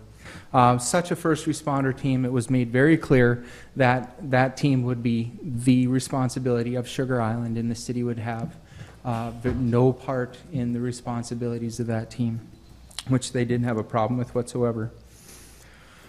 Going forward, utilizing the city's current fee structure and the 2005 medical insurance recovery figures, coupled with historic run numbers, would generate an estimated $66,955 after the additional operating costs were deducted. So there would be a considerable amount of funds recovered. Must be noted that with the addition of Sugar Island as a regular response area, the possibility of more simultaneous ambulance calls would grow slightly due to a jump in population.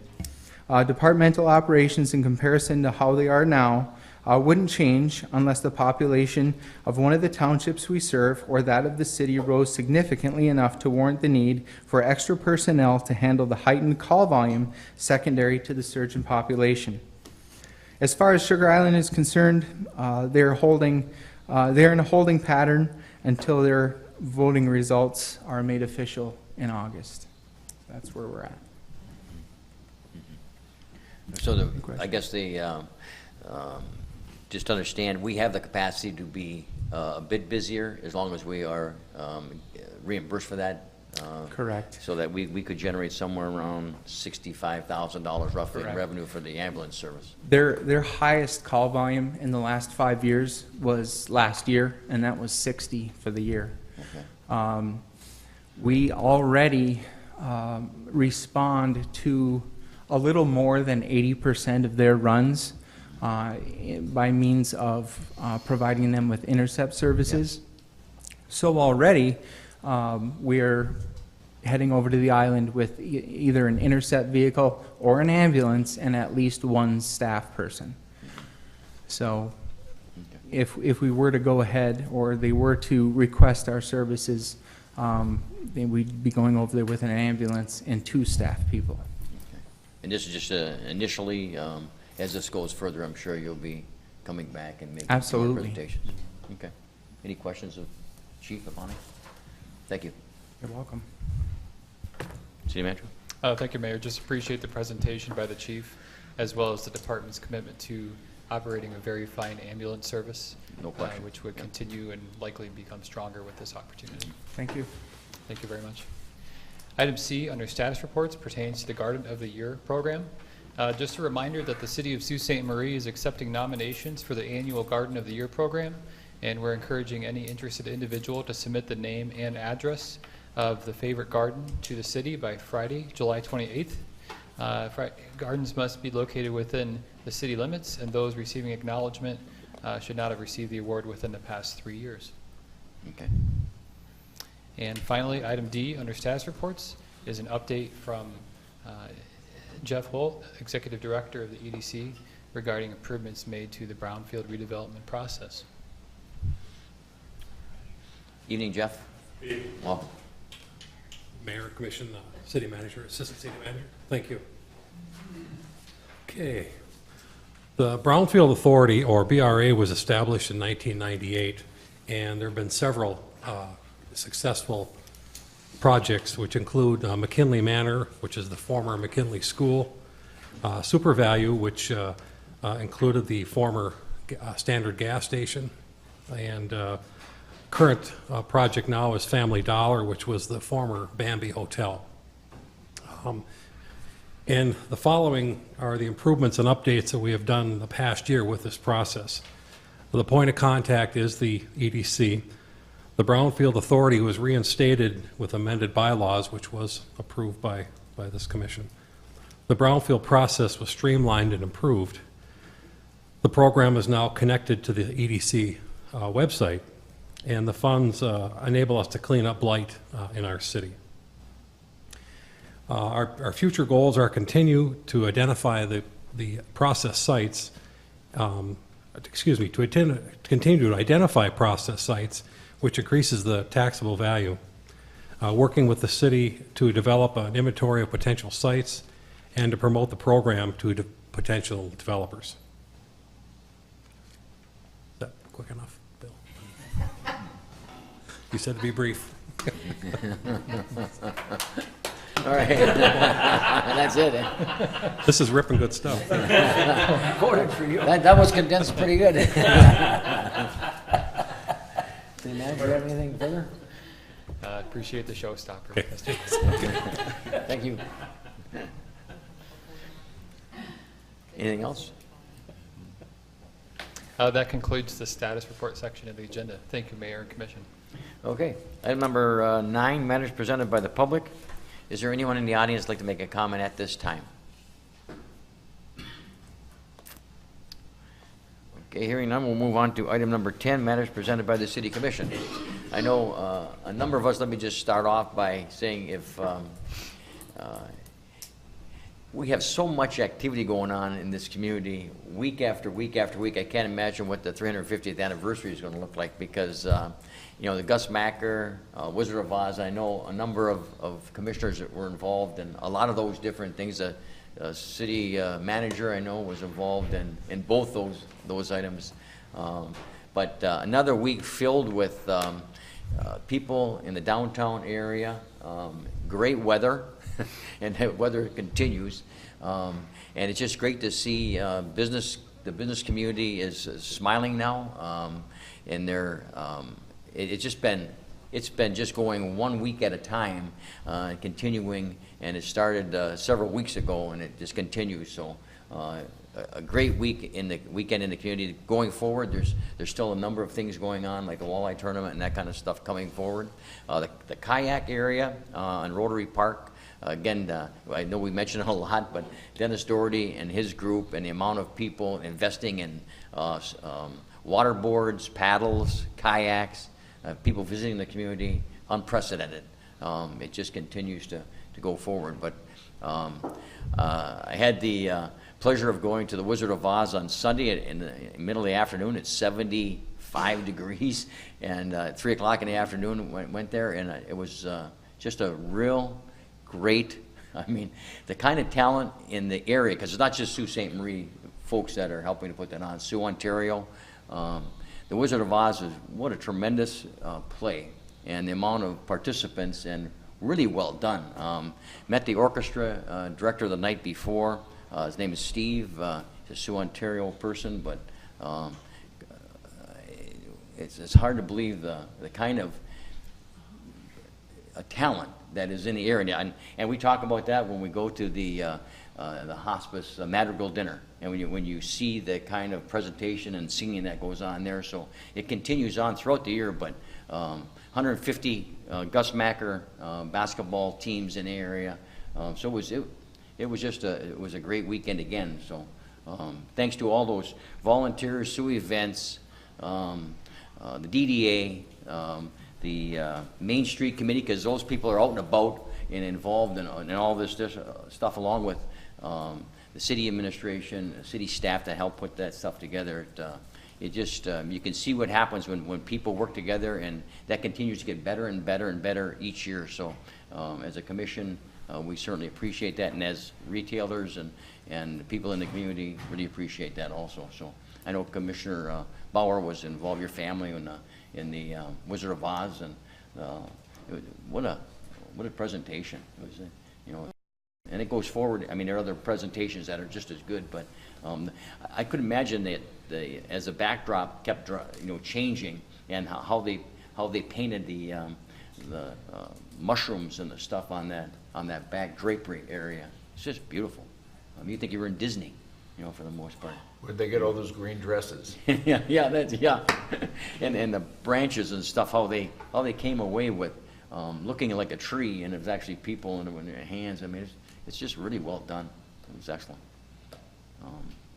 Commissioner Twardy. Thank you. Yeah. I thought it was great how many, first of all, Gus Macker people were out walking around. We couldn't have ordered better weather for that tournament. We haven't had, as most of us in the community know, we haven't had great weather coming up to this. So the fact that we had 2 really nice days for the Gus Macker, thank goodness for that. But 2 things that I wanted to mention was, number 1, on Friday, being able to go to the Valley Camp celebration, the 100-year. Yes. And as Commissioner Gary says, got to see, again, who I haven't seen in a long time, not just Don Gary Sr., but as he was born, Don Gary. So it was really a pleasure seeing him, and he was able to speak at the event, and the unveiling of all of those beautiful oil paintings and what they've done to the front end of that ship, how they've cleaned it up. It was really, really quite amazing that it set sail 100 years ago. And then the second most amazing ship in the community this weekend across the river was the big giant rubber ducky. I can't believe what that cost. $20 million. No, it was like something, well, I won't repeat the number, but. Yeah. Because you never know if it's accurate or not, but it was a large figure that and they were leasing it. Yeah. For those days, I mean, but it's So, huge. but Rubber duck was quite the spectacle. Yeah, it was fun to see, so. And just along too with the, Jim Robertson, what's it called, the art gallery in the ship in the first cargo hold of the Valley Camp. If you get a chance to go in there and see the works of the former Sioux resident who owned Robertson's Dancing Doll Laundry, and his niece was in attendance, and her husband, also named Jim. But the paintings that are on display there are absolutely beautiful and tremendous. Another nice addition to the museum that is already there, and I think it's the first museum on the Great Lakes that is a ship, and it's a Valley Camp, 100 years old this year. It's great. Okay. Commissioner Bauer. A couple of upcoming events before we meet again. This weekend is the first ever Little Italy Festival, which will take place in the Brown and Pine Street areas. It will begin with the third annual St. Mary's Proverbial Run 5K. Registration for that begins registration is now for pre-registration, but day of registration, because I know a lot of people like to wait day of to see what the weather's going to be like, and registration for that starts at 9. There will be family fun for everybody, including bouncy houses for the kids, bocce ball tournament, a lot of great food, a lot of great drink. Knights of Columbus are going to be hosting a beer tent, and some of that money will go toward the Pottersfield project that we've talked about here. So that's happening on Saturday. Then, of course, the following weekend, and I bring it up because we won't be meeting before then, is Rendezvous in the Sioux, which is another big event. So, and a lot of fun. Great. I'm sorry, one other event too that a lot of people are interested in, and that is the Petoskey Steel Drum Band will be at Music in the Park. Not this week. This week, Blue Water Ramblers. The following week will be the Petoskey Steel Drum Band. Okay, thank you for that. Anyone else? Commissioner Lynn. Yes, Your Honor. But I just had a question for Ray. You were involved with The Wizard of Oz. Did you play Wicked Witch of the North? That'd have been a large person on a broom, I take it. Move to adjourn. Support? All in favor signify by saying aye. Aye. Opposed, same sign. We are adjourned. Thank you very much. No place like home.